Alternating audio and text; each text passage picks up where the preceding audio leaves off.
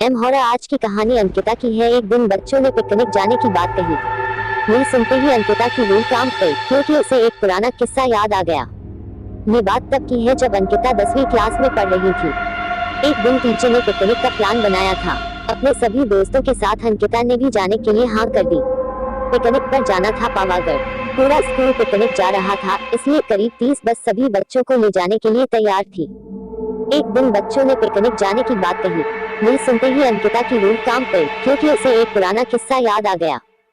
Driver ने सबसे कहा कि बस का टायर बदलने में करीब 2 घंटे लगेंगे, आप सब नीचे उतर जाइए, मैं इसे बदल देता हूँ। आप लोग पास के ढाबे में जा सकते हैं, वहाँ गर्म गर्म चाय पी लीजिए और मैं इस टायर को फटाफट बदलने की कोशिश करता हूँ। ड्राइवर की बात सुनकर सभी बस से उतर गए और पैदल चलते हुए पास के ढाबे में पहुँचे। वहाँ एक बूढ़ा व्यक्ति चाय बना रहा था। इतनी रात को ढाबा खुला हुआ और किसी इंसान को चाय बनाते देख सबको हैरानी हुई। उस बूढ़े इंसान ने कहा, आप सब चाय पी लीजिए, यहाँ अक्सर लोगों की गाड़ी खराब हो जाती है, इसलिए मैं भी अपना ढाबा हरदम खुला रखता हूँ, आप जैसे राहगीरों को कुछ मदद हो जाती है। उनकी बात सुनकर सबने चाय का ऑर्डर दे दिया। उन्होंने कुछ ही देर में सबके लिए चाय बनाकर मेज पर रख दी। चाय पीते हुए अंकिता की आंखें एकदम ढाबे की छत की तरफ गई। वहाँ अंकिता ने एक औरत को सफेद रंग की साड़ी में खुले बाल लहराते हुए देखा। कुछ देर बाद वो जोर जोर से हंसने लगी। भले ही हंसने की आवाज किसी को सुनाई नहीं दे रही थी, लेकिन अंकिता ने उसे मुंह खोलकर हंसते हुए देखा था।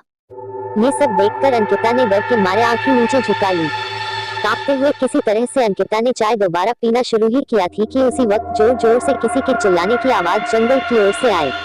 ढाबे में बैठे हुए सभी बच्चे और टीचर उस आवाज को सुनकर डर गए। सबको डरा हुआ देखकर उस बूढ़े इंसान ने कहा कि मैं देखकर आता हूँ क्या हुआ है, आप लोग यहीं बैठे रहो। इतना कहकर वो आवाज की तरफ बढ़ गया। तभी एक लड़की को खून की उल्टी लगातार होने लगी। उसको देखकर सबकी हालत और खराब हो गई। उसी समय एक टीचर ने कहा कि तुम सब आग जलाओ और उसके बगल में बैठ जाओ। सबने मिलकर आग जलाई और गोल घेरा करके बैठ गए। टीचर ने सख्त लहजे में सबसे कह दिया कि अकेले कोई कहीं नहीं जाएगा। वैसे भी सब इतना डरे हुए थे कि अकेले कहीं जाने की हिम्मत हो नहीं रही थी। आग के पास बैठे बैठे 3 बज गए। तब कहीं जाकर वो बूढ़ा इंसान जंगल से लौट कर आया। उसने सबकी तरफ देखा और कहा कि उस चीख को सब भूल जाना, नहीं तो जीना मुश्किल हो जाएगा। इतना कहकर वो ढाबे के अंदर चला गया। तभी ड्राइवर भी टायर बदलकर बस लेकर ढाबे के पास पहुंचा। सभी लोग भगवान का नाम लेते हुए उस बस में बैठ गए। टीचर ने बस में बैठते ही सबको कहा कि कोई एक दूसरे से बात नहीं करेगा, सीधे सब सो जाओ। टीचर की बात मानकर सब चुपचाप बस में ही सो गए।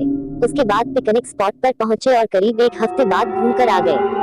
पिकनिक में किसी ने दूसरे बस के बच्चों से उस रात के बारे में कुछ नहीं कहा, क्योंकि टीचर ने मना किया। लेकिन पिकनिक से लौटते ही सबने अपने दोस्तों और दूसरी क्लास वालों को इस भूतिया घटना के बारे में बताया। आज पिकनिक का नाम सुनते ही यही भूतिया ढाबे की कहानी अंकिता के मन में आ गई और बच्चों को पिकनिक भेजने से उसे डर लगने लगा। कहानी से सीख, बीती घटनाओं को भूल जाना ही अच्छा है, नहीं तो जीवन भर वो घटना डराती रहती है।